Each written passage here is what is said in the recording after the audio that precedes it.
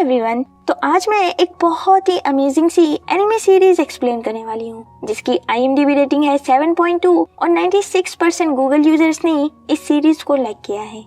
तो ये कहानी है एक ऐसी लड़की की जिसने अपने पास्ट में बहुत सारी गलतियाँ की थी, जिसका पछतावा उसे सारी उम्र रहता है। तो वो अपनी यंगर सेल्फ को एक लेटर लिखती है ताकि वो अपनी गलतियाँ सुधार सके। तो क्या वो अपनी गलतियाँ सुधार पाएगी, यही हम इस कहानी में जानेंगे।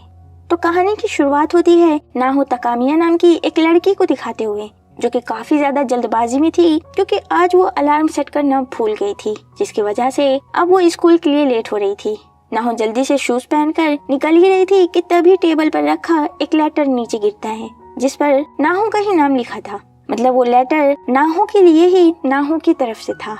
अब जबकि नाहो काफी ज्यादा जल्दबाजी में थी तो वो लेटर पर ध्यान न देकर स्कूल के लिए भागती है और अगली सीन में हम नाहो को उसके क्लासरूम में देख पाते हैं। यहाँ पर वो उस लेटर को पढ़ने वाली थी कि तभी क्लास में टीचर कहते हैं, मैं तुम सभी को एक न्यू स्टूडेंट से इंट्रोड्यूस कराना चाहता हूँ।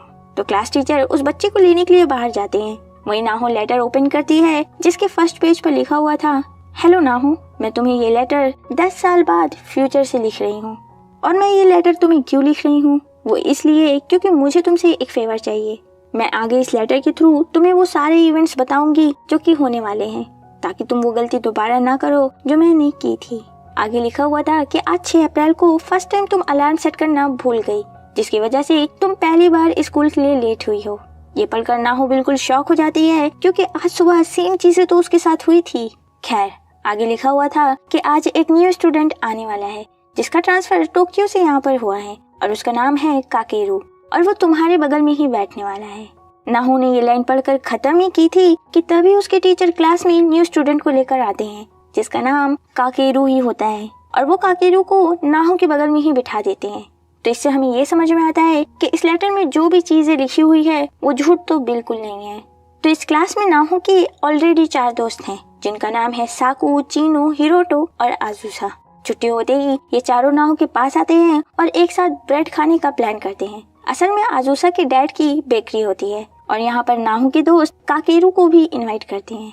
लेकिन लेटर में फ्यूचर नाहो ने साफ लिखा था कि आज काकेरू को इनवाइट नहीं करना है, लेकिन फिर भी ना जाने नाहो क्यों अपने दोस्तों को रोक नहीं पाती काकेरू को इनवाइट करने से।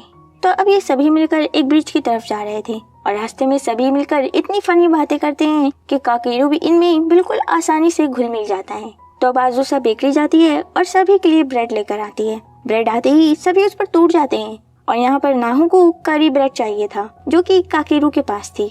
तो काकेरू से कहता है, मैं तुमसे ब्रेड एक्सचेंज कर सकता हूँ। ये सुनकर नाहो ब्लश करने लगती है और कहती है, तो क्या इसे पता चल गया था कि मुझे करी ब्रेड ही चाहिए थी। खैर, खाने पीने के बाद ये सभी मिलकर टहलते घूमते हैं और काकेरू से बातें करते हैं। फिर शाम होती है और सभी अपने अपने घर को लौट जाते हैं। तो अब अगले दिन काकेरू स्कूल नहीं आता। नाहो उसका रोज इंतजार करती है लेकिन वो नहीं आता और ऐसे ही 2 हफ्ते बीत जाते हैं और काकेरू का कोई भी अता पता नहीं था। नाहो काफी परेशान भी होने लगती है क्योंकि लेटर में साफ लिखा हुआ था कि उसे काकेरू को इनवाइट नहीं करना है, लेकिन फिर भी उसके दोस्तों ने काकेरू को इनवाइट किया। नाहो ये पता करने के लिए कि आखिर काकेरू के साथ क्या हुआ है, लेटर को आगे पढ़ती है और उसमें लिखा था कि 20 अप्रैल को स्कूल में एक टूर्नामेंट होगा जिसमें नाहो को सॉफ्टबॉल गेम में पिंच हिटर बनने का ऑफर मिला था, जिसे उसने रिजेक्ट कर दिया था और फिर बाद में उसे उसका काफी पछतावा भी हुआ था। लेटर में फ्यूचर नाहो ने अपने यंगर सेल्फ से रिक्वेस्ट की थी कि उसे ये ऑफर एक्सेप्ट करना होगा और लास्ट लाइन में लिखा हुआ था कि टूर्नामेंट वाले दिन ही उसे काकेरू से प्यार हो जाएगा। अब अगले सीन में हम देखते हैं कि आज टूर्नामेंट का दिन था और आज काकेरू भी स्कूल आया होता है और जैसा कि लेटर में लिखा था सेम वैसा ही होता है। नाहो को उसकी टीम पिंच हिटर बनने के लिए कहती है, जिसके लिए पहले तो वो इनकार कर देती है। तब आजुसा तय करती है कि नाहो की जगह पर वो जाएगी। लेटर में साफ लिखा था कि आजुसा के जाने से टीम मैच हार जाएगी। नाहो काफी ज्यादा सोचती है और फिर वो अचानक से अपना फैसला बदल लेती है और कहती है कि वो पिंच हिटर बनेगी। नाहो जाती है और एक ही शॉट पर सिक्सर मारकर अपनी टीम को मैच जिता देती है। अब मैच के बाद काकेरू फर्स्ट एड बॉक्स लेकर नाहो के पास आता है क्योंकि नाहो का शूज छोटा था और काफी ज्यादा दौड़ने की वजह से उसके पैर में चोट आ गई थी। वो उसकी मरहम पट्टी करके जाने लगता है। तभी नाहो उससे कहती है कि तुम्हें भी सॉकर में पार्टिसिपेट करना चाहिए। काकेरू के जाते ही नाहो कहती है, लेटर में जैसा लिखा था सब वैसा ही हुआ। आई होप कि मेरे फ्यूचर सेल्फ का थोड़ा सा रिग्रेट कम हुआ होगा। यहाँ पर अब हमें फ्यूचर का एक सीन दिखाया जाता है जहाँ पर 26 साल की नाहो फूलों से भरे एक ग्राउंड में खड़ी हुई थी। तभी हिरोटो वहाँ पर एक बुके लेकर आता है जिसके हाथ में एक छोटा सा बेबी भी था। जी हाँ, फ्यूचर में नाहो और हिरोटो की शादी हो चुकी है और इनका एक छोटा सा बेबी भी है। बुके को देखकर नाहो कहती है काकेरू को ये बिल्कुल पसंद नहीं आने वाले। सीना वापस से पास्ट में जाता है और नाहो उसी लेटर को पढ़ रही थी जिसके एक पेज पर लिखा हुआ था कि फ्यूचर में काकेरू अब हमारे साथ नहीं है। ये पढ़कर नाहो काफी शॉक होती है और कहती है कि आखिर काकेरू ने हमें फ्यूचर में क्यों छोड़ा होगा। अब अगले दिन स्कूल में हिरोटो काकेरू के पास आकर कहता है मैंने सुना है तुम सॉकर मुझसे भी अच्छा खेलते हो, तो क्यों ना एक साथ प्रैक्टिस करने के लिए चलें। काकेरू समझ जाता है कि हिरोटो से यह बात नाहो ने ही कही है। वो नाहो के सर पर बड़े ही प्यार से मारते हुए कहता है तुम्हें ऐसा नहीं कहना चाहिए। और सभी दोस्त बिल्कुल शॉक होकर इन दोनों को देखते रह जाते हैं कि मतलब आखिर ये सब चल क्या रहा है। खैर फिर हिरोटो इन लड़कियों को भी अपने साथ चलने को कहता है। अब ये तीनों लड़कियां इन दोनों के साथ जाती हैं और नाहो प्रैक्टिस के दौरान ब्लश करते हुए सिर्फ काकेरू को ही देख रही थी। काकेरू काफी तगड़ा खेलता है जिस पर हिरोटो उसे सॉकर क्लब ज्वाइन करने के लिए कहता है और काफी सोचने और समझने के बाद काकेरू रेडी भी हो जाता है। इसी खुशी में नाहो यहाँ पर कहती है कि कल मैं तुम्हारे लिए लंच बना कर लाऊंगी। अब रात को नाहो काफी ज्यादा कंफ्यूज थी कि उसे काकेरू के लिए लंच बनाकर ले जाना चाहिए या नहीं। वो लेटर पढ़ती है जिसमें लिखा था कि नाहो ने मूड चेंज कर लिया था और वो काकेरू के लिए लंच बनाकर नहीं ले जाती। लेकिन फ्यूचर नाहो अपने यंगर सेल्फ को सजेस्ट करती है कि उसे काकेरू के लिए लंच जरूर बनाकर ले जाना चाहिए। नाहो वैसे ही करती है और अब अगले दिन वो काकेरू के लिए लंच लेकर स्कूल जाती है। लेकिन लंच टाइम पर वो उसे लंच दे ही नहीं पाती, मतलब उसके देने की हिम्मत ही नहीं होती। अब छुट्टी हो जाती है और दोनों एक साथ एंट्रेंस पर आते हैं। तब काकेरू कहता है तुम ज्यादा बैग लेकर आई हो, लाओ एक मैं पकड़ लेता हूँ। उस बैग में तो लंच था। नाहो से दूर होकर कहती है नहीं रहने दो, मैं ठीक हूँ। और काकेरू बेचारा चुपचाप चला जाता है। बाद में नाहो को रियलाइज होता है कि उसने काकेरू के साथ कुछ अच्छा बिहेव नहीं किया। वो उसके पास आती है और उससे माफी मांगती है। तभी काकेरू उससे कहता है साथ में घर चलें। अब ये दोनों एक साथ घर के लिए निकल पड़ते हैं और नाहो काफी ज्यादा नर्वस हो जाती है क्योंकि ऐसा कुछ लेटर में तो लिखा ही नहीं था। खैर ये दोनों चलते हुए बहुत सारी बातें करते हैं और फिर थक कर एक जगह पर बैठ जाते हैं जहाँ पर बातों ही बातों में नाहो पूछती है कि आखिर 2 हफ्ते तुम स्कूल क्यों नहीं आए थे। काकेरू बताता है कि उसकी मॉम की डेथ हो गई थी, उन्होंने सुसाइड कर लिया था। जी हाँ, जिस दिन नाहो और उसके दोस्तों ने काकेरू को ब्रेड पार्टी के लिए इनवाइट किया था उसी दिन उसकी मॉम ने सुसाइड किया था और इसीलिए उस लेटर में फ्यूचर नाहो ने मना किया था उस दिन काकेरू को इनवाइट करने से। नाहो को जब ये बात रियलाइज होती है तो उसे काफी ज्यादा बुरा लगता है कि मैं ये क्या कर रही हूँ, मुझे तो अपने रिग्रेट्स कम करने हैं और मैं तो उन्हें और बढ़ा रही हूँ। वो काफी ज्यादा हिम्मत करके अब काकेरू को लंच बॉक्स दे ही देती है, जिसे देखकर काकेरू काफी ज्यादा खुश होता है क्योंकि उसे उम्मीद थी कि शायद नाहो उसके लिए लंच लेकर आएगी। इस पर नाहो कहती है ठीक है, फिर तो मैं रोज तुम्हारे लिए लंच बना कर लाऊंगी। फिर वो मन में कहती है मैं चाहती हूँ कि काकेरू हमेशा इसी तरह से स्माइल करे, फ्यूचर में भी। अब इसके बाद हमें फ्यूचर का एक सीन दिखाया जाता है जहाँ पर साकू, अजुसा, चीनू ये तीनों नाहो और हिरोटो के पास आते हैं। फिर ये पांचों मिलकर एक साथ निकल पड़ते हैं काकेरू से मिलने के लिए उसके घर। सीन शिफ्ट होता है और अब घर पहुंचकर नाहो लेटर को आगे पढ़ रही थी। आगे लिखा था कि काकेरू 17 साल की उम्र में एक एक्सीडेंट में मारा जाएगा। हम सभी उसे बचा सकते थे लेकिन हम ऐसा नहीं कर पाए और इस बात का रिग्रेट हमें 10 साल बाद फ्यूचर में भी है। अब अगले दिन स्कूल में नाहो यही बैठकर सोच रही थी कि आखिर वो काकेरू को क्लब कैसे ज्वाइन कराए।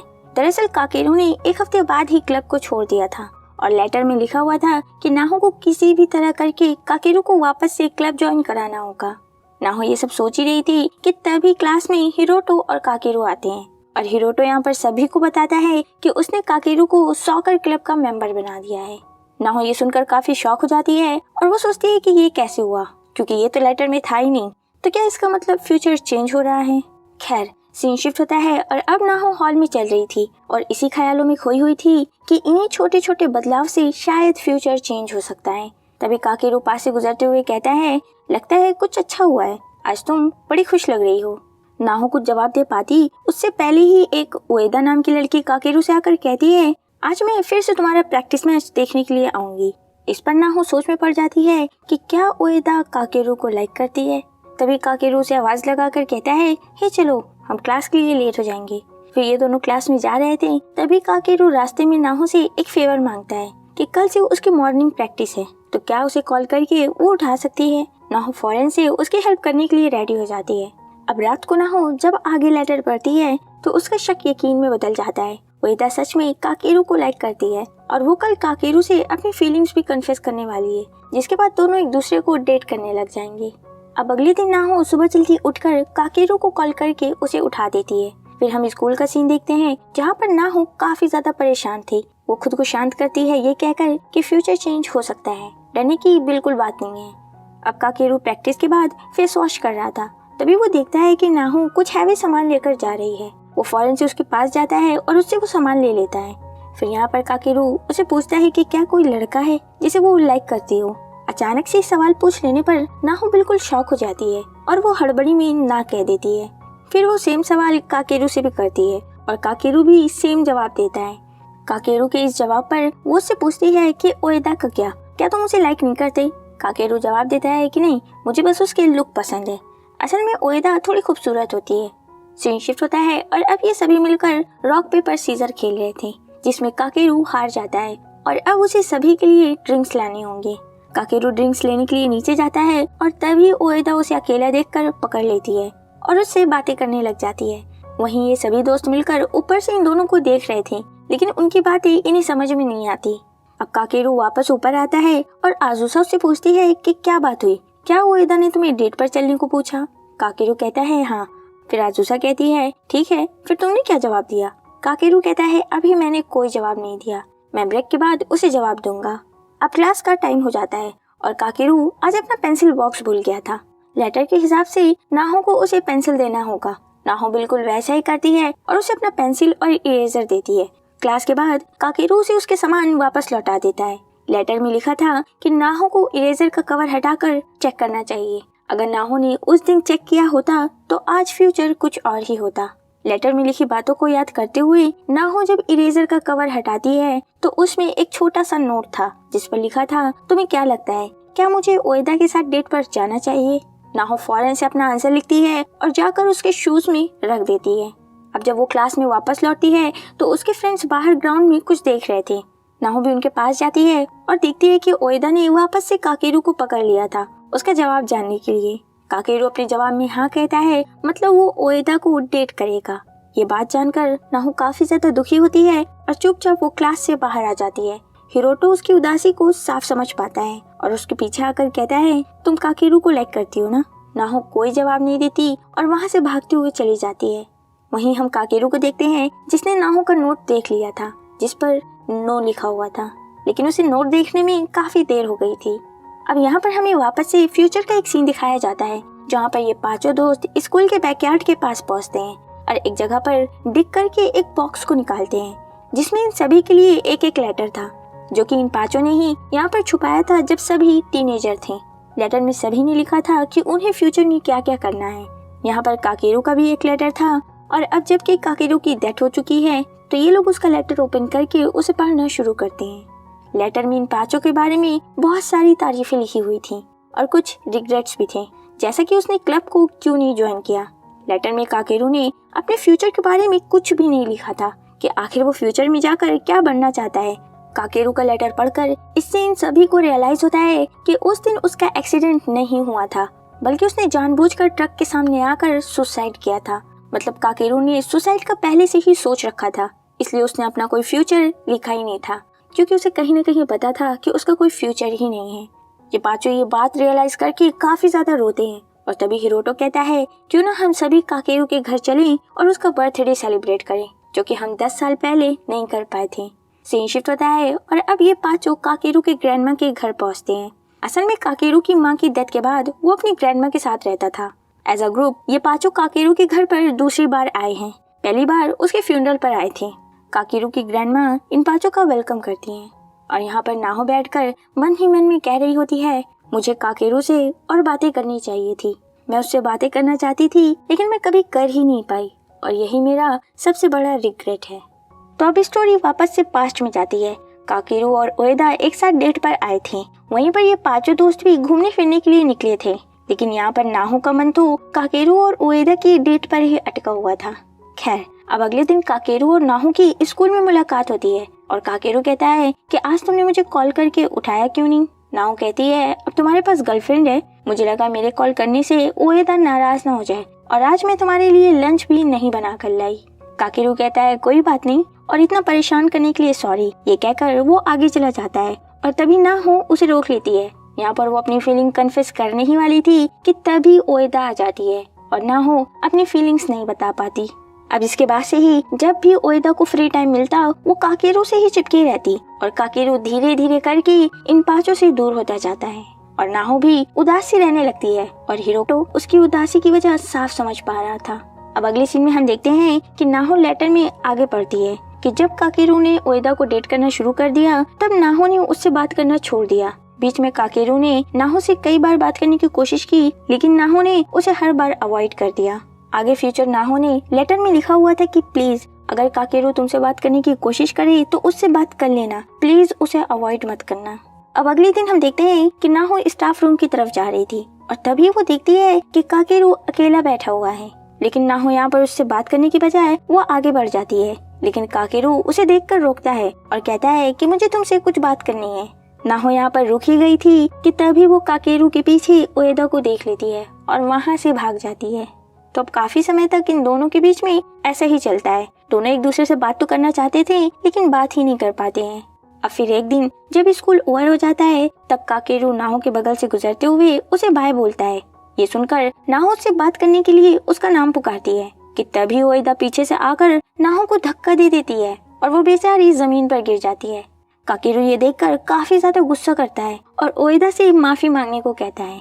इस पर उएदा कहती है मैं माफी क्यों मांगू, ये तुम्हारी गलती है, तुम हमेशा इस लड़की से बात करते रहते हो और जबकि मैं चाहती हूँ कि तुम सिर्फ मुझसे ही बात करो। यहाँ पर काकेरू नाहो की साइड लेता है जिसे देखकर उएदा गुस्सा होकर वहाँ से चली जाती है और वहीं नाहो भी उठकर भाग जाती है।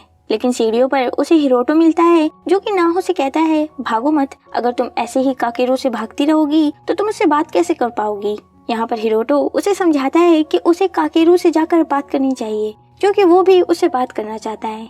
हिरोटो की बातें सुनकर वो उसे थैंक यू बोलती है और फिर काकेरू से बात करने के लिए वो निकल पड़ती है। असल में हिरोटो हमेशा से ही नाहो को लाइक करता है और यहाँ पर वो काइंड ऑफ अपने प्यार को त्याग देता है और उसने ऐसा क्यों किया ये हमें आगे पता चलेगा। अब नाहो भागते दौड़ते हुए काकेरू के पास पहुँचती है और उसे रोककर कहती है सॉरी, तुम मुझसे बात करना चाहते थे और मैं तुमसे भाग रही थी, बताओ उस दिन तुम मुझसे क्या कहना चाहते थे। काकेरू कहता है तुमने बहुत देर कर दी नाहो, मैं भूल गया कि आखिर मैं तुमसे उस दिन कहना क्या चाहता था। नाहो कहती है ठीक है, लेकिन कुछ तो है जो तुम्हें परेशान कर रहा है तो तुम मुझसे कह सकते हो।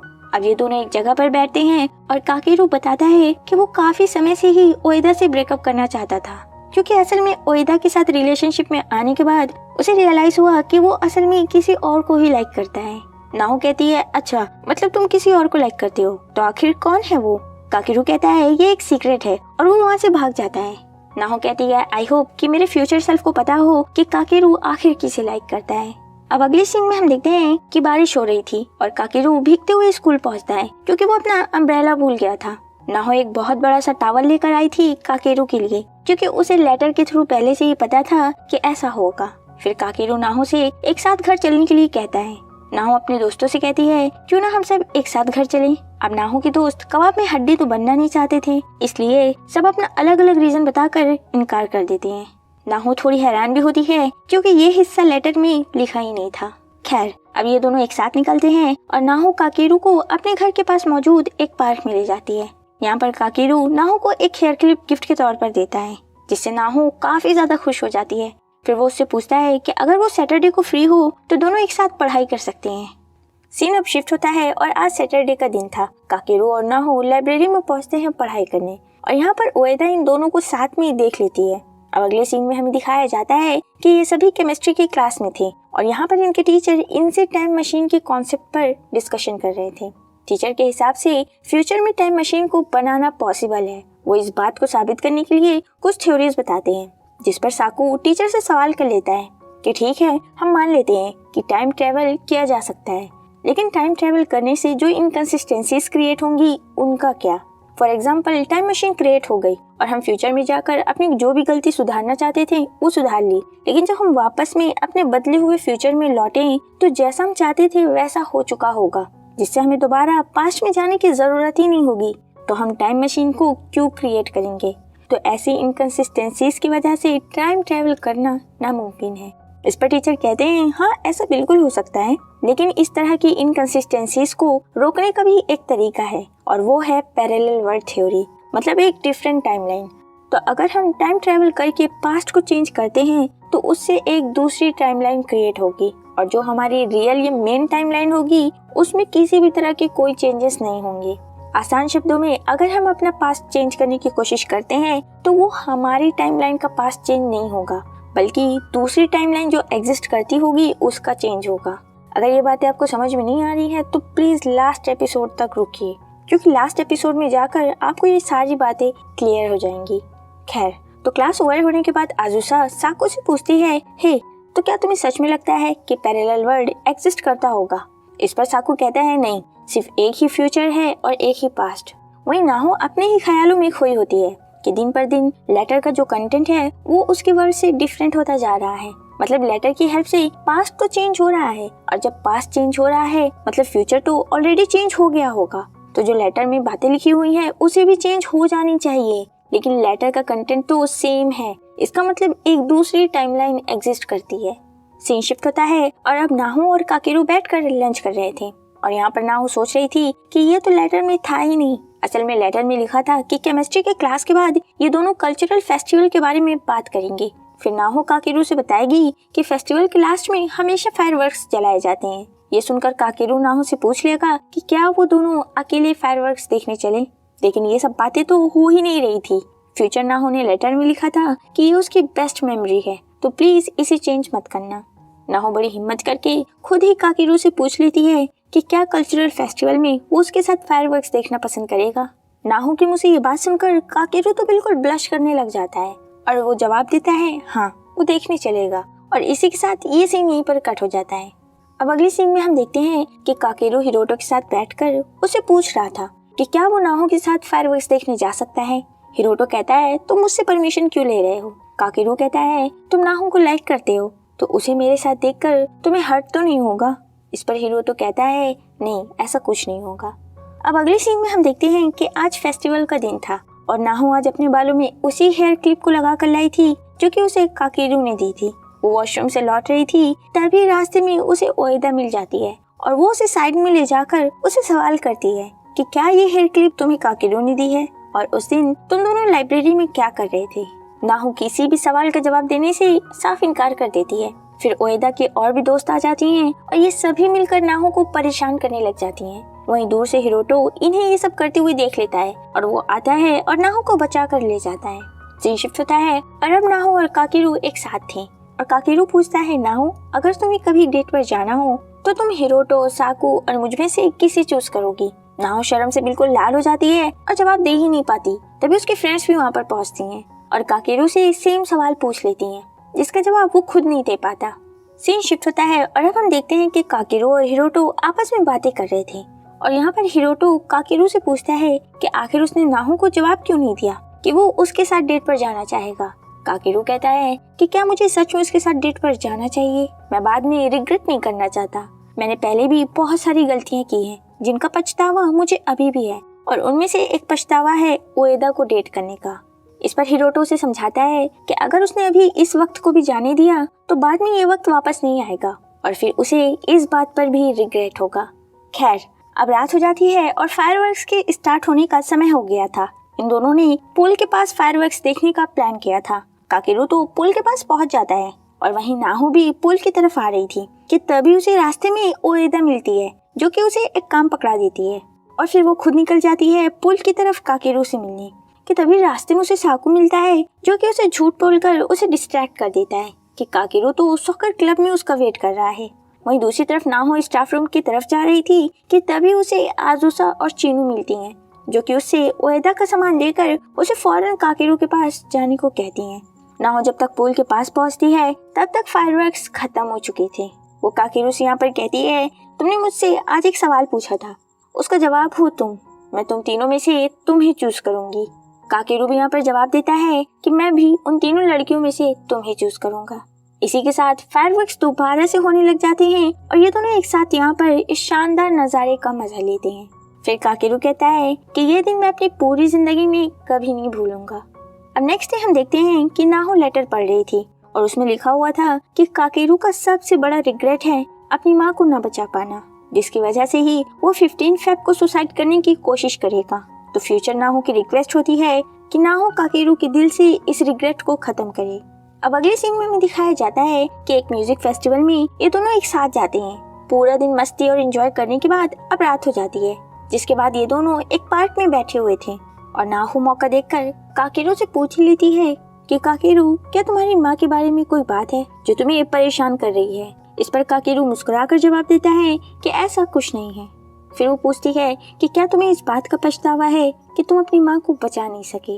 ये बात सुनते ही वो रोने लगता है और फाइनली बताता है कि आखिर उस दिन हुआ क्या था।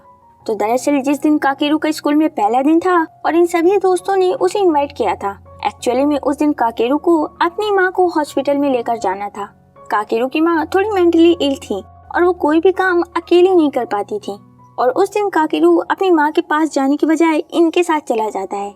और जब काकेरू घर पहुंचता है तो उसे पता चलता है कि उसकी माँ ने सुसाइड कर लिया, जिसका जिम्मेदार वो खुद को समझता है, क्योंकि उसे पता था कि उसकी माँ को उसकी जरूरत है, लेकिन फिर भी वो उनके साथ मौजूद नहीं था। ये बात सुनते ही नाहो को रियलाइज होता है कि आखिर लेटर में काकेरू को इनवाइट न करने का क्यों लिखा हुआ था और उसने लेटर की बात न मानकर कितनी बड़ी गलती कर दी। काकेरू फूट फूट कर रोने लगता है और तभी यहाँ पर आजुसा और चीनू पहुँचते हैं और काकेरू वहाँ से चला जाता है। अब अगले दिन नाहो काकेरू को मैसेज करती है कि हे, तुम कैसे हो? अगर तुम्हें मेरी जरूरत होगी तो तुम मुझसे खुलकर बात कर सकती हो जब भी तुम चाहो। मैसेज करके नाहो रोने लग जाती है कि क्या वो काकेरू को बचा पाएगी या नहीं। तभी हम देखते हैं कि बाहर हिरोटो नाहो से मिलने के लिए आता है। वो बताता है कि काकेरू प्रैक्टिस के लिए भी नहीं आया, मुझे लगा कि तुम्हें पता होगा इसलिए मैं तुमसे पूछने आ गया।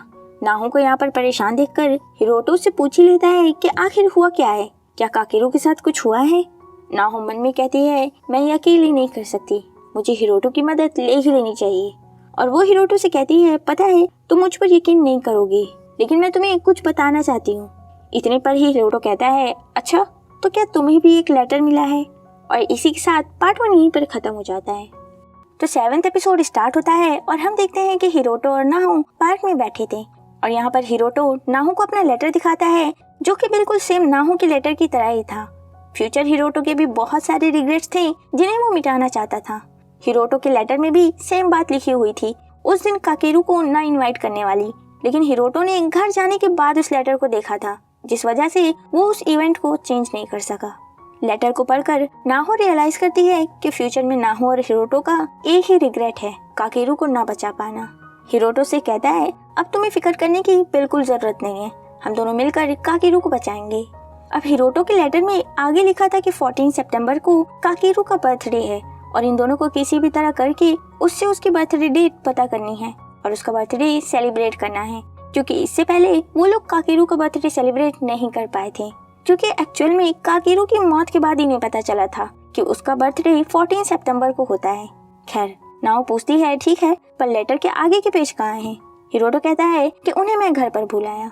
असल में हिरोटो ने जानबूझकर बाकी के पेज नाहो को नहीं दिखाए थे, क्योंकि उसमें शायद ये लिखा होगा कि फ्यूचर में इनकी शादी हो चुकी है और दोनों का एक बेबी है और अभी तक नाहो को ये बात नहीं पता है। तो शायद ये बात जानने के बाद उसकी फीलिंग्स चेंज भी हो सकती है और या फिर उसे हिरोटो के लिए बुरा लग सकता है, जिसकी वजह से नाहो और काकेरू में दरार आ सकती है। तो ये सब सोचते हुए हिरोटो ने ऐसा किया था।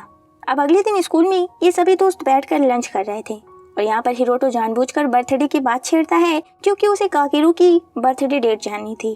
सभी दोस्त यहाँ पर एक दूसरे की बर्थडे डेट जानते थे, लेकिन काकेरू की नहीं। तो सभी मिलकर उसे फोर्स करने लगते हैं और काकेरू बता ही देता है। काकेरू का बर्थडे एक हफ्ते बाद ही था, तो डेट जानने के बाद सारे दोस्त एक एक करके उसे पूछने लगते हैं कि आखिर उसे गिफ्ट में क्या चाहिए। वहीं नाहो ध्यान देती है कि काकेरू के पास स्पोर्ट्स बैग नहीं है, तो वो उसे कहती है ठीक है, मैं तुम्हें बैग गिफ्ट करूंगी। ये कहकर नाहो बाहर निकली थी कि तभी ओएदा उससे कहती है कि उसे बैग मैं गिफ्ट करूंगी। इस पर नाहो उसे जवाब देती है कि नहीं, तुम ऐसा नहीं करोगी, मैं उसे गिफ्ट करने वाली हूँ।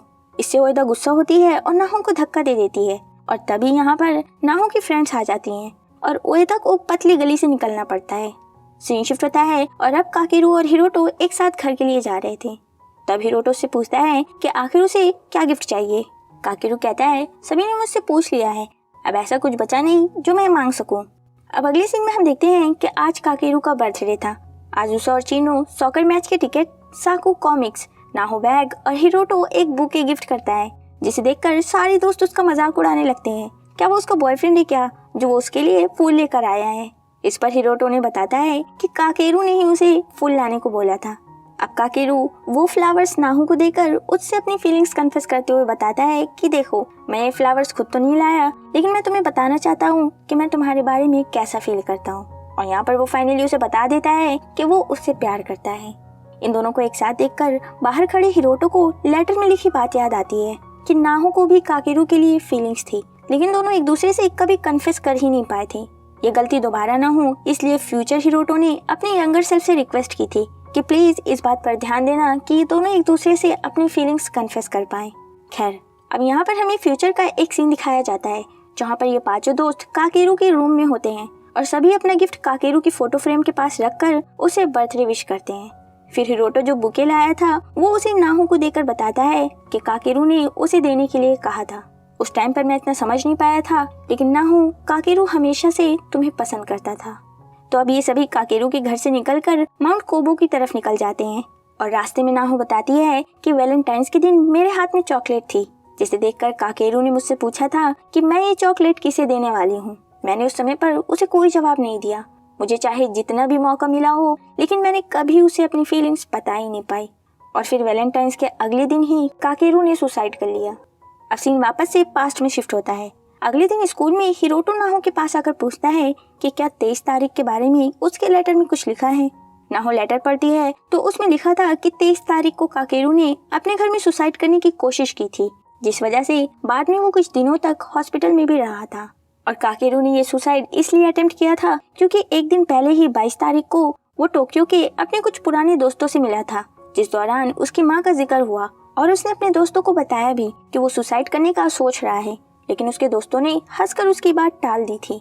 तो इस पर हिरोटो कहता है कि हमें किसी भी तरह करके काकेरू को उसके दोस्तों से मिलने से रोकना होगा। अब लंच टाइम में हम देखते हैं कि काकेरू को उसके फ्रेंड के पास से मैसेज आता है कि उन्हें 23 तारीख को मिलना है। सीन शिफ्ट होता है और अब हम देखते हैं कि क्लासरूम की क्लीनिंग के दौरान काकेरू अकेले ही विंडो पर खड़ा था और यहाँ पर वो अपने माँ के बारे में ही सोच रहा था। दरअसल जिस दिन काकेरू इनके साथ बाहर गया था, उसी दिन रास्ते में काकेरू की माँ का मैसेज भी आया था, वो जल्दी से घर आ जाए, उन्हें साथ में हॉस्पिटल जाना है। इस पर काकेरू अपनी मॉम को रिप्लाई करता है कि मुझे नहीं लगता मैं आ सकूंगा, आप कोई छोटी बच्ची नहीं है तो आप अकेले जा सकती हो। तो अब हम यहाँ पर समझ पाते हैं कि आखिर किस बात से काकेरू की मॉम का मेंटल ब्रेकडाउन हुआ था, जिसकी वजह से उन्होंने सुसाइड किया था। खैर, काकेरू ये सब सोच ही रहा था, तभी नाहू आकर उसे कहती है प्लीज तुम अपने दोस्तों से मिलने मत जाओ। काकेरू पूछता है आखिर क्यों। इतने पर ही हिरोटो आ जाता है और वो उससे कहता है कि क्या हम तुम्हारे दोस्त नहीं हैं, हमसे बात करो, हमें पता है तुम अंदर से बहुत ज्यादा हर्ट हो, तो तुम ये सब हमसे क्यों नहीं शेयर करते। काकेरू कहता है आखिर तुम किस बारे में बात कर रहे हो। हिरोटो कहता है तुम्हारी मॉम के बारे में। माँ का नाम सुनते ही काकेरू रोने लगता है और कहता है सब मेरी ही गलती है, मैं अपनी माँ से किया प्रॉमिस पूरा नहीं कर पाया। इस पर हिरोटो उसे हक कर लेता है और कहता है इसमें तुम्हारी कोई गलती नहीं है, तो प्लीज अपने आप को दोष देना छोड़ दो। नाहो भी यहाँ पर कहती है काकेरू प्लीज मरना मत, मैं तुम्हें खोना नहीं चाहती क्योंकि मैं भी तुमसे प्यार करती हूँ। सो फाइनली नाहो भी अपनी फीलिंग्स बता ही देती है। अब अगले दिन हमें दिखाया जाता है कि काकेरू प्रैक्टिस कर रहा था और नाहो उसका मैच देख रही थी। तभी यहाँ पर आजुसा और चिनो आकर नाहो से कहती हैं नाहो क्या तुम हमसे कुछ छुपा रही हो। इस पर नाहो उन्हें बता ही देती है कि कल उसने काकेरू से अपनी फीलिंग्स कन्फेस कर दी है। आजुसा और चिनो नाहो से कुछ और भी पूछने वाली थी कि तभी ये तीनों देखती हैं कि काकेरू बेहोश हो गया है। सीन शिफ्ट होता है और अब काकेरू मेडिकल रूम में था। यहाँ पर आजुसा उसे कहती है तुम्हें अपना ध्यान रखना चाहिए, वरना तुम्हारी गर्लफ्रेंड तुम्हारे बारे में क्या सोचेगी। इस पर काकेरू कहता है कि नाहो उसकी गर्लफ्रेंड नहीं है, दोनों ने एक दूसरे से बस अपनी फीलिंग्स कन्फेस की है, दोनों डेट नहीं कर रहे हैं। आजुसा पूछती है आखिर क्यों, जब दोनों एक दूसरे से प्यार करते हो तो डेट क्यों नहीं कर रहे। काकेरू जवाब देता है कि वो नाहो को किसी भी तरह से हर्ट नहीं करना चाहता, इसलिए वो ऐसे ही रहना पसंद करेगा। अब अगले दिन हम देखते हैं कि स्कूल के पीई टीचर स्कूल में होने वाले एथलेटिक कॉन्टेस्ट की रिले रेस में क्लास को रिप्रेजेंट करने के लिए काकेरू को चूज करते हैं क्योंकि वो सबसे तेज दौड़ता है। सिलेक्शन के बाद नाहो और हिरोटो काकेरू के पास आकर उसे रेस में दौड़ने से मना करते हैं। दरअसल लेटर में लिखा था कि रेस के बीच में काकेरू का पैर मुड़ जाता है, जिससे टीम हार जाती है और इसका जिम्मेदार काकेरू खुद को समझता है। तो काकेरू को इस रिग्रेट से बचाने के लिए ये दोनों ऐसा कर रहे थे। लेकिन यहाँ पर काकेरू वाकई में रेस करना चाहता था, लेकिन वो इन दोनों की बात मान जाता है। सीन शिफ्ट होता है और अब हिरोटो क्लास की तरफ जा रहा था। तभी रास्ते में आजुसा और चिनो उसे रोककर उससे पूछते हैं कि क्या वो उनसे काकेरू के बारे में कुछ छुपा रहा है। इसी के साथ ये सीन यहीं पर कट हो जाता है। अब अगले दिन हम देखते हैं कि क्लास में काकेरू खड़ा होकर टीचर से मना करने वाला था कि वो रेस में पार्टिसिपेट नहीं करेगा। तभी उसके सारे दोस्त एक एक करके टीचर से रिक्वेस्ट करते हैं कि वो लोग भी रेस में पार्टिसिपेट करना चाहते हैं। असल में ये लोग ऐसा इस वजह से कर रहे थे क्योंकि काकेरू अपनी क्लास में अकेला सेलेक्ट किया गया था, तो पूरे क्लास की जिम्मेदारी उस पर ही थी। उसकी हार मतलब पूरे क्लास की हार। तो उसका ये बर्डन कम करने के लिए उसके दोस्त भी पार्टिसिपेट कर लेते हैं, ताकि अगर वो हारे तो सारा बर्डन सिर्फ उस पर ना हो और वो लोग रेस में उसके साथ हो सकेंगे उसे मोटिवेट करने के लिए।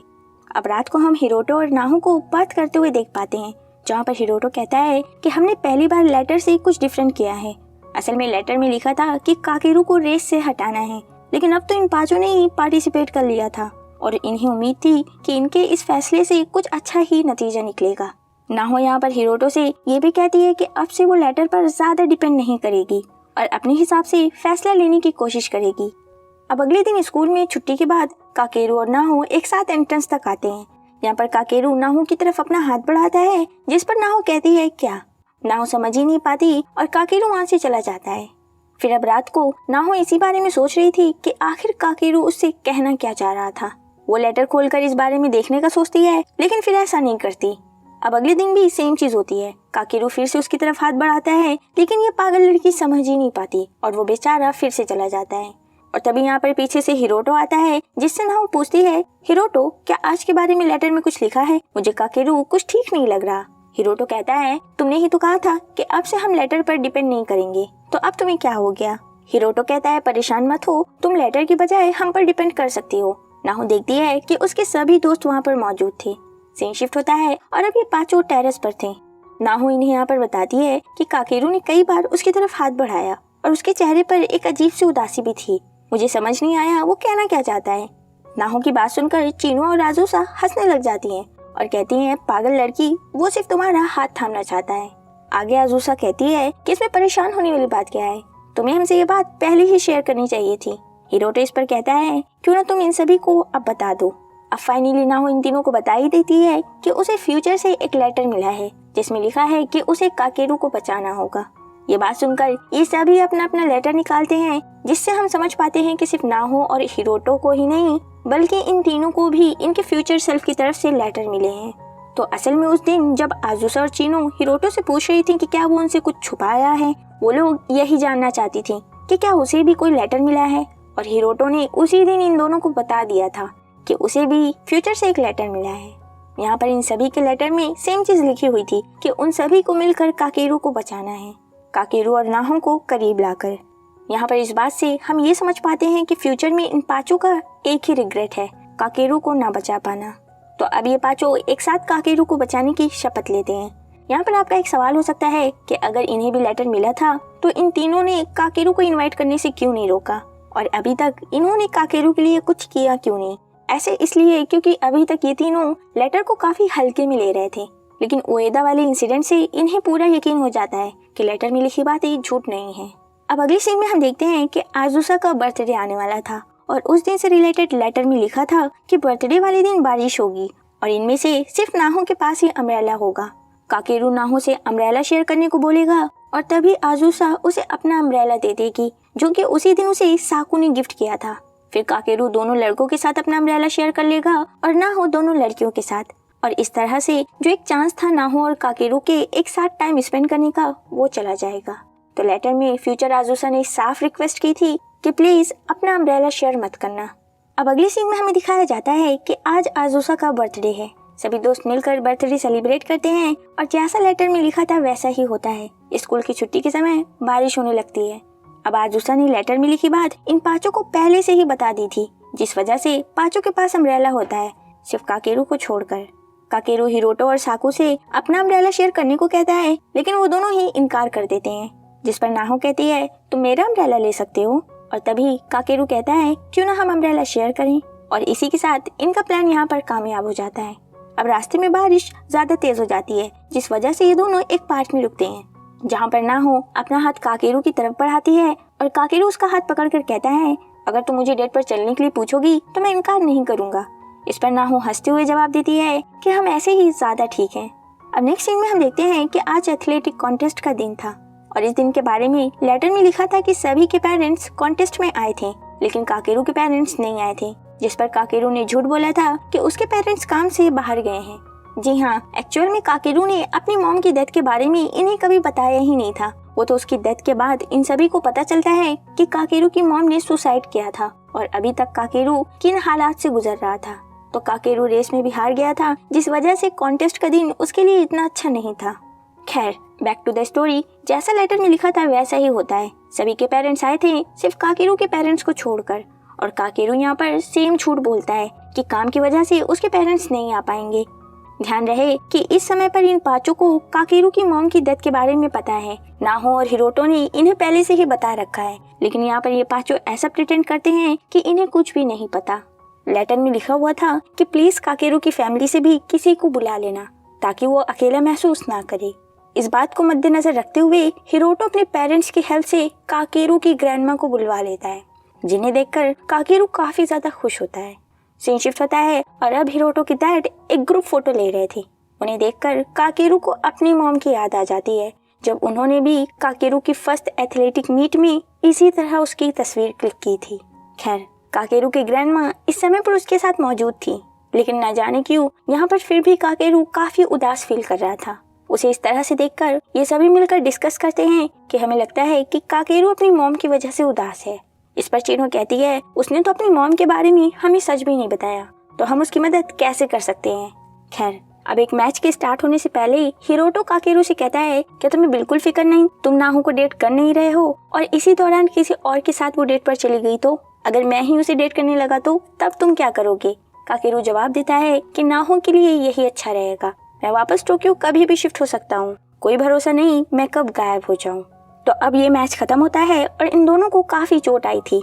नाहो पहले हिरोटो की बैंडेजिंग करती है, फिर वो जैसे ही काकेरू की बैंडेजिंग करने के लिए उसका हाथ पकड़ती है तो काकेरू उसका हाथ हटाते हुए कहता है कि मुझे बैंडेजिंग नहीं करानी, और वो वहाँ से चला जाता है।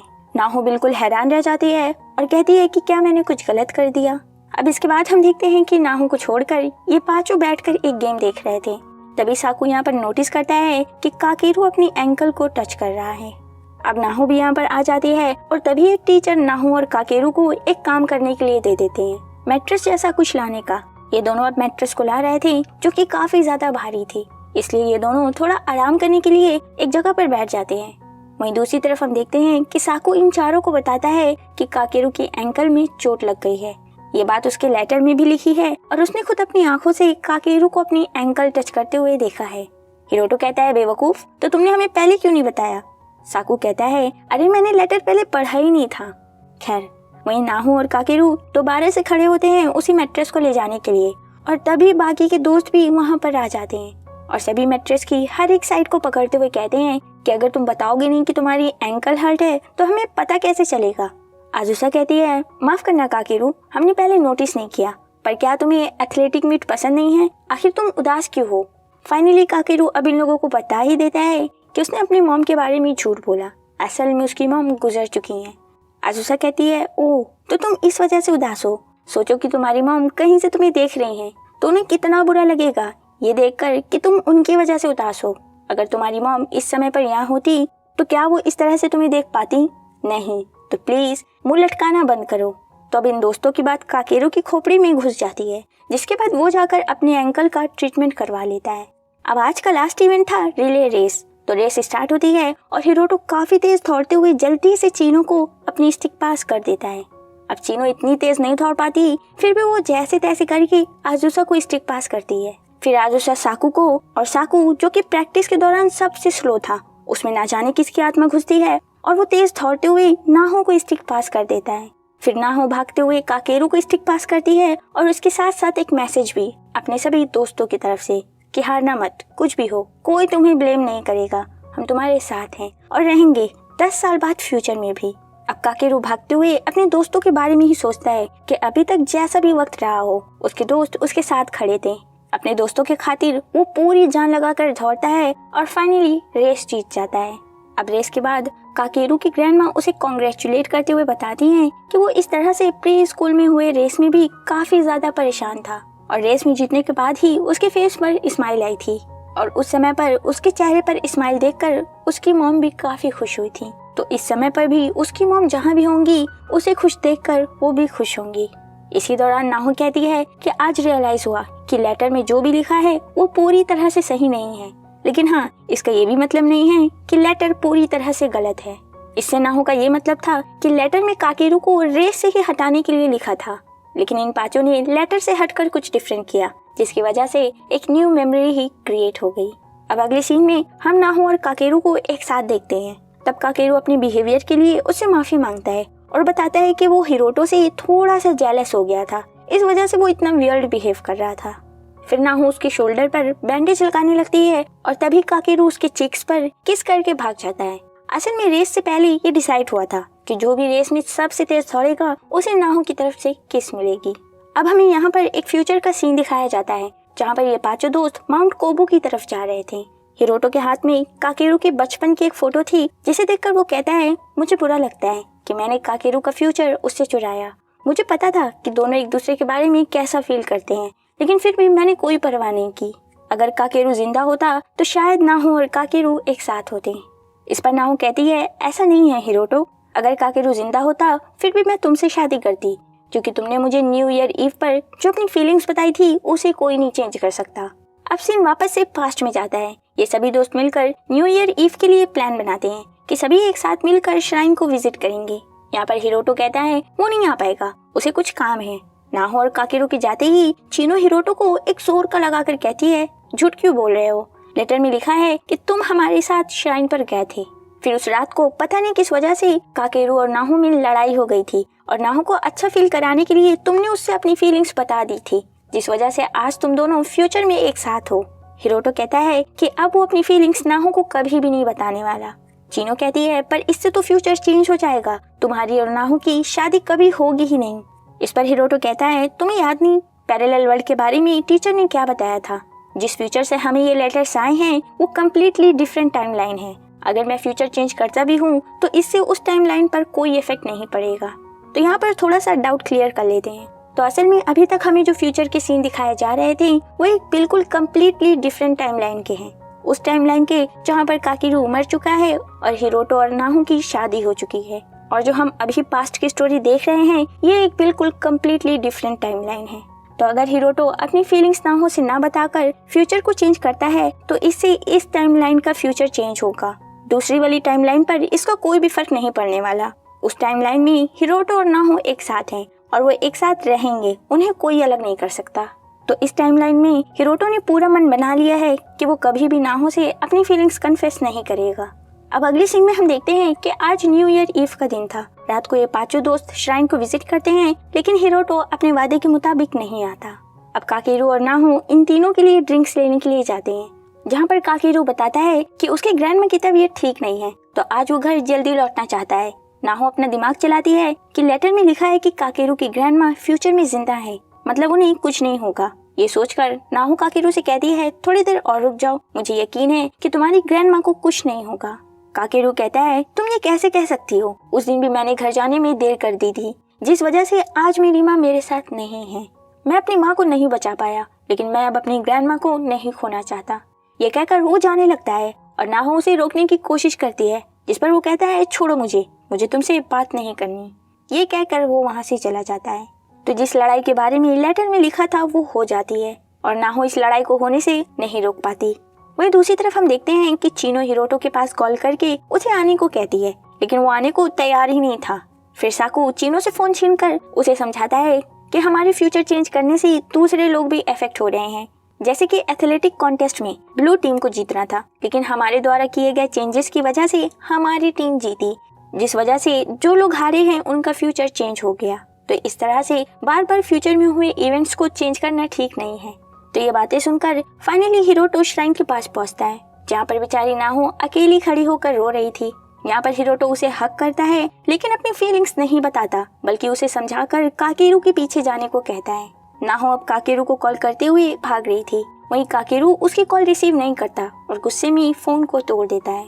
अब अगले दिन स्कूल में जब इन दोनों की स्कूल में मुलाकात होती है तो काकेरू नाहो से ठीक से बात नहीं करता। मौका देखकर नाहो काकेरू से कल रात के लिए उससे माफी भी मांगती है, लेकिन इसके बावजूद इनके बीच सब कुछ पहले की तरह ठीक नहीं हो पाता। अब क्लास के दौरान आज फिर काकेरू अपना पेंसिल बॉक्स भूल गया था।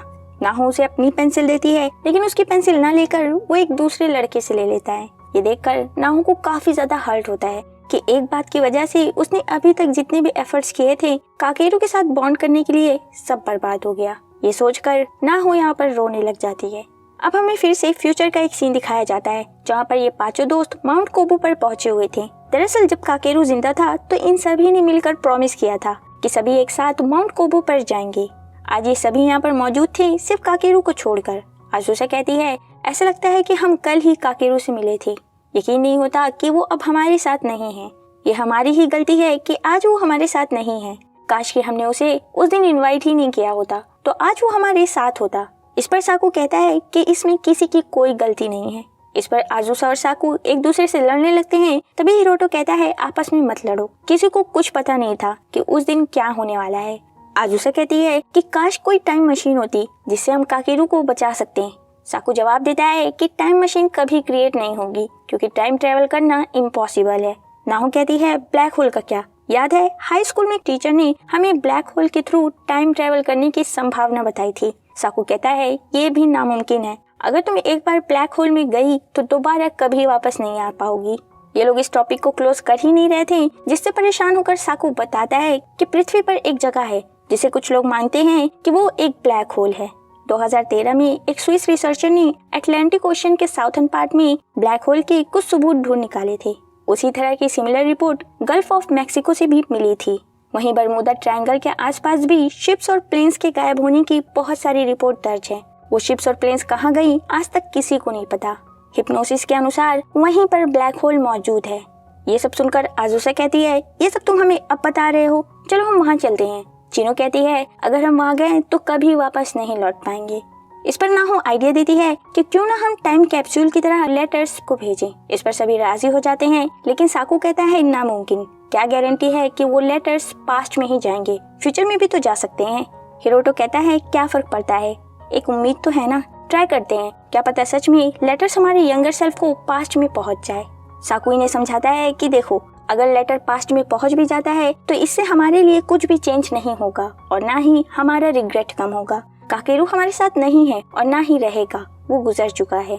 हम उसे दोबारा कभी नहीं देख पाएंगे, बल्कि हमारी सर्कस से एक दूसरी टाइमलाइन क्रिएट हो जाएगी। इस पर हिरोटो कहता है, ठीक है, हमें ये भी मंजूर है। काकेरू भले ही हमारे साथ नहीं है, लेकिन एक पैरेलल वर्ल्ड होगा जिसमें काकेरू जिंदा और खुश रहेगा। यही हमारे लिए बहुत होगा। साकू कहता है, ठीक है, अगर ये करने से हमारा रिग्रेट थोड़ा सा भी कम होता है तो हम ये करेंगे। तो अब सनसेट का समय हो जाता है और ये सभी दोस्त मिलकर माउंट कोबो से सनसेट को देखते हैं। और हिरोटो कहता है, इस समय पर अगर काकेरू हमारे साथ होता तो वो इस नज़ारे को देखकर क्या फील करता। अब नेक्स्ट सीन में हम देख पाते हैं कि ये सभी दोस्त मिलकर लेटर्स लिखते हैं। हिरोटो नाहो से मना करता है अपने लेटर में उनकी शादी के बारे में लिखने से। वहीं हिरोटो अपने लेटर में लिखता है कि वो एक बहुत ही बुरा इंसान है। काकेरू के जाने का उसने फायदा उठाया और नाहो को उसने काकेरू से छीन लिया। असल में काकेरू की मौत के बाद नाहो काफी ज्यादा दुखी थी और साकू उसे कंफर्ट करने के लिए और उसे खुश रखने के लिए उसे प्रपोज करके उससे शादी कर लेता है। तो लेटर में वो अपने यंगर सेल्फ से यही रिक्वेस्ट करता है कि प्लीज इस बार इन दोनों को मिला देना। तो अब ये सभी मिलकर अपने अपने लेटर्स को इकट्ठा करके एक जार में रखते हैं। फिर साकू एक्सप्लेन करता है कि हम इस जार को समुद्र में जाकर डाल देंगे। उम्मीद है कि ये बरमूदा ट्रायंगल तक पहुंच जाएगा, जिसके बाद जार एक टाइम लीप एक्सपीरियंस करेगा। बस यही उम्मीद रखो कि जार पास्ट में ही पहुंचे। तो अब ये पांचों मिलकर समुद्र के पास जाते हैं और उस जार को समुद्र में डाल देते हैं, इसी उम्मीद में कि ये जार उनके यंगर सेल्फ तक पास्ट में पहुंच जाएगा। तो लेटर इन तक पहुंचने तक की कहानी हमें पता चल चुकी है। Now back to the main story. तो आज वैलेंटाइंस डे का दिन था। सभी लड़कियां मिलकर कुकिंग क्लास में चॉकलेट्स बनाती हैं। वहीं नाहो भी काकेरू के लिए कुछ चॉकलेट्स तैयार करती है। फिर वो काकेरू से बात करने के लिए जाती है और देखती है कि उसके हाथ में पहले से ही चॉकलेट्स हैं। काकेरू बताता है कि एक फर्स्ट ईयर के स्टूडेंट ने उसे ये चॉकलेट्स दिए हैं। नाहो डर जाती है। तभी वो कहता है कि फिक्र मत करो, मैं किसी को भी डेट नहीं करने वाला। अब इसके बाद नाहो बहुत बार काकेरू से बात करने की कोशिश करती है, लेकिन काकेरू उसे छुप रहा था। अब स्कूल की छुट्टी हो जाती है और नाहो देखती है कि काकेरू आज जल्दी क्लास से निकल गया। वो चॉकलेट लेके फौरन से उसके पीछे भागती है और तभी रास्ते में वो ओएदा से टकरा कर गिर भी जाती है और यहाँ पर बेचारी की चॉकलेट पर कुछ लोग पैर भी रख देते हैं।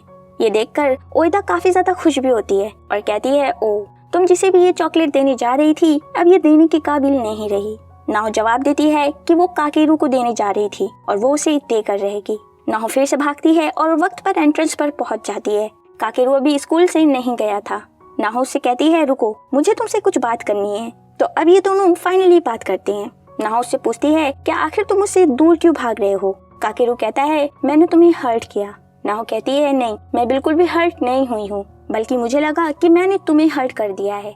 यहाँ पर ये दोनों एक दूसरे से ही सॉरी बोलते हैं। फिर नाहो उसे डेट पर चलने के लिए पूछ लेती है, जिस पर वो कहता है, मुझे डर है मैं फिर से तुम्हें हर्ट करके भाग जाऊंगा। मैं कमजोर हूँ, तुम्हें खुश नहीं रख सकता। नाहो उसे हक कर लेती है और कहती है कि जब तक हम दोनों एक साथ हैं, चाहे जितनी लड़ाई हो जाए और कुछ भी हो जाए, हम दोनों खुश रहेंगे। फाइनली काकेरू भी इस बात को एडमिट करता है कि वो भी नाहो के साथ रहना चाहता है, उससे बातें करना चाहता है, लेकिन वो उससे भाग रहा था क्योंकि उसे डर था कि वो फिर से उसे हर्ट कर देगा। तो फाइनली इन दोनों के बीच जो एक मिसअंडरस्टैंडिंग थी वो क्लियर हो जाती है और अब नाहो काकेरू को अपनी चॉकलेट देती है। वहीं इनके दोस्त जो कि इन्हें ऊपर से देख रहे थे, उनमें से आजुसा पूछती है कि काकेरू, नाहो ने तुम्हें अपनी चॉकलेट दी है तो तुम्हारा जवाब क्या है? काकेरू बताता है कि वो नाहो को डेट करेगा। अब अगले दिन 15 फेब था। ये वही दिन था जब काकेरू ने सुसाइड किया था। नाहो ने ठान ली थी कि आज ये काकेरू का आखिरी दिन नहीं होगा। अब रात को हम देखते हैं कि काकेरू अपने घर में था। वो अपनी मॉम की तस्वीर ढूंढने के लिए एक कार्डबोर्ड उतारता है और तभी उसे उसकी मॉम का फोन मिल जाता है, जिसे अनलॉक करके वो देखने लग जाता है कि उस दिन उसने मॉम को जो मैसेज सेंड किया था वो उन्होंने देखा था कि नहीं। और यहाँ पर उसे पता चलता है कि उसके मॉम ने वो मैसेज देख लिया था। फोन में काकेरू को एक ड्राफ्ट मैसेज भी मिलता है जो कि उसी के नाम का था। तो अब यहाँ पर हमें काकेरू और उसके मॉम की साइड की थोड़ी सी स्टोरी दिखाई जाती है। असल में काकेरू की मॉम ने अकेले ही मासुमोटो शिफ्ट होने का फैसला ले लिया था। उन्होंने काकेरू से एक बार भी नहीं पूछा था कि वो शिफ्ट होना चाहता है या नहीं। फिर शिफ्ट होने के बाद उन्होंने काकेरू के स्पोर्ट्स बैग भी फेंक दिए थे ताकि वो दोबारा से किसी भी सॉकर क्लब को ज्वाइन ना कर सके। इस हरकत पर भी काकेरू को अपनी मॉम पर काफी ज्यादा गुस्सा आता है। वो हमेशा अकेले ही सारे फैसले लिया करती और वो काकेरू से कभी भी उसकी मर्जी नहीं पूछती थी। तो इस ड्राफ्ट मैसेज में लिखा होता है, काकेरू क्या तुमने नए दोस्त बनाए? मैं अकेले हॉस्पिटल चली गई थी। बहुत सारी बातें हैं जिनके लिए मैं तुमसे माफी मांगना चाहती हूँ। मुझे पता है कि तुम अपने पिता से बहुत प्यार करते थे और मैंने उन्हें डाइवोर्स दे दिया। असल में मैंने वो इसलिए किया था क्योंकि असल में तुम्हारे पिता एक हिंसक इंसान थे। मैं नहीं चाहती थी कि वो कभी तुम पर हाथ उठाएं, इसलिए मैंने उन्हें डाइवोर्स दे दिया। फिर मैंने देखा कि सॉकर क्लब में तुम्हें तुम्हारे सीनियर्स बुली करते हैं। मुझे लगा कि स्कूल बदल देने से शायद सब ठीक हो जाए, इसलिए हम यहाँ शिफ्ट हो गए। तुम्हारे साथ दोबारा ऐसा ना हो इसीलिए मैंने सॉकर क्लब ज्वाइन करने से तुम्हें मना किया था। लेकिन मेरी एक ही गलती थी कि मैंने कभी तुमसे पूछा ही नहीं कि तुम क्या चाहते हो। हमेशा सारे फैसले मैं अकेले ही लेती रही, लेकिन अब मैं चाहती हूँ कि तुम अपनी जिंदगी के फैसले खुद करो और आज़ादी से अपनी जिंदगी गुजारो। मुझे माफ करना रास्ते में आने के लिए। तो अब फाइनली हम समझ पाते हैं कि आखिर काकेरू की मॉम ने सुसाइड क्यों किया था। और यहाँ पर काकेरू को फाइनली रियलाइज होता है कि अभी तक उसकी मॉम ने जितने भी फैसले लिए थे वो उसकी खुशी के लिए ही लिए थे। अभी तक वो अपनी माँ को कितना गलत समझ रहा था। ये मैसेज पढ़कर काकेरू से रहा नहीं जाता और वो फूट फूट कर रोने लगता है। फिर वो घर से बाहर निकल जाता है और रास्ते में वो कह रहा था कि मरने के बाद क्या होता होगा, क्या मैं अपनी माँ से मिल पाऊंगा, मैं उनसे माफी मांगना चाहता हूँ। वहीं दूसरी तरफ हम देखते हैं कि ये पांचों दोस्त काकेरू के घर पर पहुंचते हैं, जहाँ पर काकेरू की ग्रैंडमा बताती हैं कि वो तो थोड़ी देर पहले ही कहीं बाहर चला गया। ये लोग ध्यान देते हैं कि काकेरू की बाइसाइकिल घर पर ही है। ये लोग यहाँ पर फौरन से अलग अलग होकर काकेरू को ढूंढने लग जाते हैं। वहीं हम काकेरू को देखते हैं जो कि मेन रोड पर पहुंचता है और उसके सामने से एक ट्रक आ रहा था। सीन यहीं पर कट होता है। वहीं हिरोटो और नाहो ट्रक को देखकर फौरन से ट्रक के पास आते हैं और देखते हैं कि काकेरू जमीन पर पड़ा हुआ था। हिरोटो फौरन से काकेरू को उठाता है और देखता है कि वो जिंदा है। काकेरू अब सभी को बताता है कि वो मरना चाहता था, लेकिन जैसे ही वो ट्रक के सामने गया उसे रियलाइज हुआ कि अगर अभी वो मर गया तो उसके दोस्तों का क्या होगा, वो लोग उसके बारे में क्या सोचेंगे। वो जो उससे प्यार करते हैं वो उन्हें इस तरह से पीछे तड़पते हुए छोड़कर नहीं जा सकता। यही सब सोचकर वो ट्रक के सामने से हट जाता है। वो इन पांचों से माफ़ी मांगता है और पूछता है कि आखिर तुम लोगों को कैसे पता चला। ये सभी यहाँ पर रिवील कर देते हैं कि उन पांचों को लेटर मिला था उनके फ्यूचर सेल्फ की तरफ से। और यहाँ पर हमें पता चलता है कि फ्यूचर से सिर्फ इन पांचों के लिए ही नहीं बल्कि काकेरू के लिए भी एक एक लेटर था। ये पांचों एक एक करके काकेरू को उसका लेटर सौंप देते हैं। काकेरू उन लेटर्स को पढ़ता है जिसमें पांचों की फ्यूचर सेल्फ ने काकेरू से माफ़ी मांगी हुई थी कि वो उसे उस टाइमलाइन में बचा नहीं सके। तो अब ये सभी घर के लिए निकलते हैं और रास्ते में हमें पता चलता है कि काकेरू की बाइसाइकिल खराब करने वाला साकू